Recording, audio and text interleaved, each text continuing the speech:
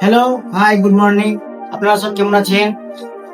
আজ আমরা আলোচনা করতে এসেছি যে পশ্চিমবঙ্গের ছেলেরা অনেক হার্ড আউটার আছে, তবুও কেন চাকরি পাচ্ছে না। তাই আমরা এইটার বিষয়ে আলোচনা করব। চাকরি পাচ্ছে না তার কিছুটা কারণ হচ্ছে, প্রথম এক নম্বর কারণ হচ্ছে মাতা পিতা, শিক্ষিত মাতা পিতা। যে মাতা পিতা জীবনে সবাই লাইফে মাতা পিতার গুরুত্ব খুবই। ধরেন একটা ফ্যাক্টরিতে, যদি ফ্যাক্টরিতে খারাপ হয়, সেখান থেকে মাল কিরকম উৎপাদন হবে? হাই কোয়ালিটি না লো কোয়ালিটি? অবশ্যই লো কোয়ালিটি মাল উৎপাদন হবে। আর মা বাপ যদি শিক্ষিত থাকে, তবে ছেলে পেলে একটু স্ট্রাগল কম করতে হয়। আর না হলে মা বাবা শিক্ষিত না হয়, তাহলে ছেলে পেলেকে খুব হার্ড ওয়ার্ক করতে হয়। তো মা বাবাকে আগে সতর্ক রাখতে হবে। আর মা বাবা যদি সতর্ক থাকে, তবে মাধ্যমিকের টাইম থেকে মা বাবা ডিসাইড করবে যে আমার ছেলে মেয়ে কোন দিকে যাবে, কোন দিকে যাবে না।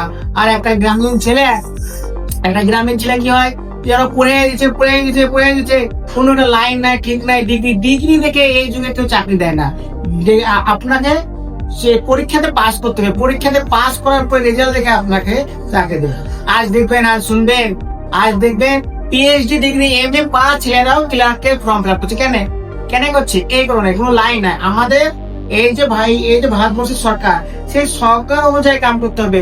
হয়তো অন্য দেশে পিএইচডি এমএ পাস বহু দাম, অনেক মূল্য, কিন্তু আমাদের দেশে কোনো মূল্য নাই। আমাদের দেশে জিরো মূল্য। আমাদের দেশে কম্পিটিটিভ এক্সাম করতে হবে, আরো ভালো ভালো এক্সাম পরীক্ষা দিতে, তাছাড়া কোনো উপায় নাই। 2 নম্বর পয়েন্ট হচ্ছে অ্যাসপিরেন্ট কে দেখতে হবে। লম্বা রেসের ঘোড়া না মুরগি, তো মোল্লা পড়ার মুরগি, এরকম দেখতে হবে। আগেকার যুগে রাজা রানীদের যুগে যে ঘোড়ার উপরে যুদ্ধ হতো, লড়াই হতো, তা যে ঘোড়া যত জোরে দৌড়তো, থামতো না, চলে যেত, সেই ঘোড়াটাই হচ্ছে যুদ্ধে জয় করে আসতো। আর যে ঘোড়া যে যুদ্ধে থেমে যাবে আর চলবে না, সেই ঘোড়ায় তোমার যুদ্ধে তো অনেক অ্যাসপিরেন্ট কি থাকে, ছোটবেলায় খুব ভালো স্টুডেন্ট থাকে, পরক্ষণে বন্ধু বান্ধব পাল্লায় পড়ে পড়াশোনা কম করতে লাগে, আড্ডা মারতে লাগে, পড়াশোনা করে এগুলো করে লাগে, তখন আর ও ঘোরা বেশি দিন চলবে না, ও সম্ভব নয়, চাকরি পাওয়া সম্ভব নয়। তো ওকে ছেলে ভালো। 3 নম্বর পয়েন্ট, যদি এই আগেকার দুটো পয়েন্ট যদি ঠিক থাকে, তবে 3 নম্বর পয়েন্ট সবচেয়ে ডিফিকাল্ট, খুবই কঠিন বিষয় হচ্ছে ভাষা। এই ভাষা নিয়ে পৃথিবীতে কান্ট্রি ভাগ আছে, দেশ ভাগ আছে। ভাষা খুব গুরুত্বপূর্ণ। ভাষার উপর নির্ভর করে তোমার লাইফ সহজে কি হবে কি হবে না। যেরকম আমাদের ভারতবর্ষে বহু ভাষা দেয়া, প্রায় 1369টা আঞ্চলিক ভাষায় আছে, মাতৃভাষায় আছে। তার মধ্যে ভারত সরকার 22টি ভাষাকে রিকগনাইজ করেছে বা চিহ্নিত করেছে, 22টি ভাষা। কিন্তু আমাদের কোনো অফিসিয়াল ভাষা নেই, না, আমাদের কোনো জাতীয় ভাষা নেই। আমাদের মাত্র দুটো অফিসিয়াল ভাষা আছে, এক হচ্ছে ইংরেজি আর এক হচ্ছে আপনার হিন্দি। এই হিন্দি আর ইংলিশ গোটা অল ইন্ডিয়া চলে। তো আমরা হচ্ছে বাংলা ভাষায় কথা বলি, বাংলা ভাষায় গান গাই, বাংলা ভাষায় সব করি, গল্প বলি। তো আমরা যদি বাংলা ভাষা পড়ি, তো আমাদের রাজ্য সরকার যদি খারাপ হয়, যেমন মমতা সরকার যে শিক্ষিত সমাজকে মেরে গেছে, হ্যাঁ, তো কোনো চাকরি মাকরি দেয়নি। তো এবার ধরেন মমতা সরকার কোনো চাকরি দিল না, সেই সময় একটা একটা ছেলে মেয়ে কি 5 বছর কি বাংলা চাকরি করবে বলে বসে থাকবে? তাহলে চাকরি হবে না। তো কেন্দ্র সরকারের চাকরিগুলো প্রতি বছর নিয়মিত হয়। তো কেন্দ্র সরকারের চাকরিগুলা আপনার তৈরি করার জন্য লাগবে ভাষা ইংরেজি আর হিন্দি।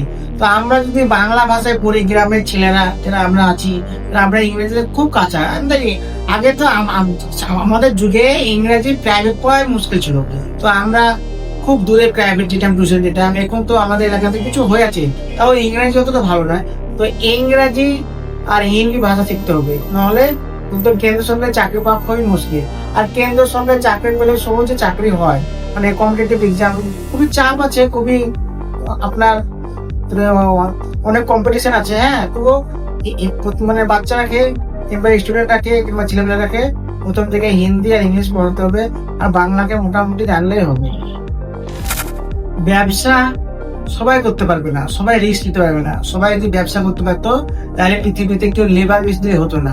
হ্যাঁ, ব্যবসাতে বহুত রিস্ক আছে, আর 100% ব্যবসার মধ্যে 90% ব্যবসা ব্যর্থ হয় যদি সাপোর্ট একটু না থাকে।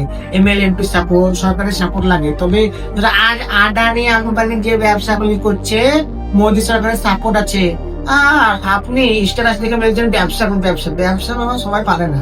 ব্যবসাতে অনেক রিস্ক, ব্যবসাতে সাপোর্ট লাগে, এমএলএমপি সাপোর্ট লাগে, তবে ব্যবসা হবে। যান আজকে একটা পেট্রোল পাম্প খুলে যান, তো কত জনকে পয়সা খাওয়াতে হবে আপনি দেখবেন। আমার একটা বন্ধু ছিল, ও ছোটবেলা থেকে বলতে হচ্ছে আমি পেট্রোল পাম্প করবো, পেট্রোল পাম্প করবো। ও টাকা খাওয়াতে খাওয়াতে ও ভুলে গেছে পেট্রোল পাম্প করা। যাও ব্যবসা করবা, যাও।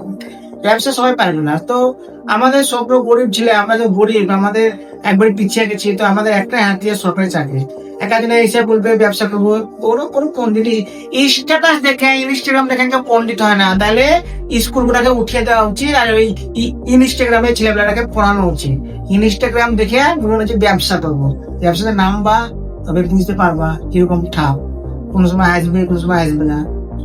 আর আপনারা সবাই কম বেশি পড়ানোর চেষ্টা করবেন। আর পড়াশোনা তো সবাই হয়তো মানে নাই, তো পড়াশোনা যদি নাই হয় কমসে কম একটা হাতের কাজ শিখবে। এটাই আমার শেষ বক্তব্য। আর আপনারা ভালো থাকেন, ভালো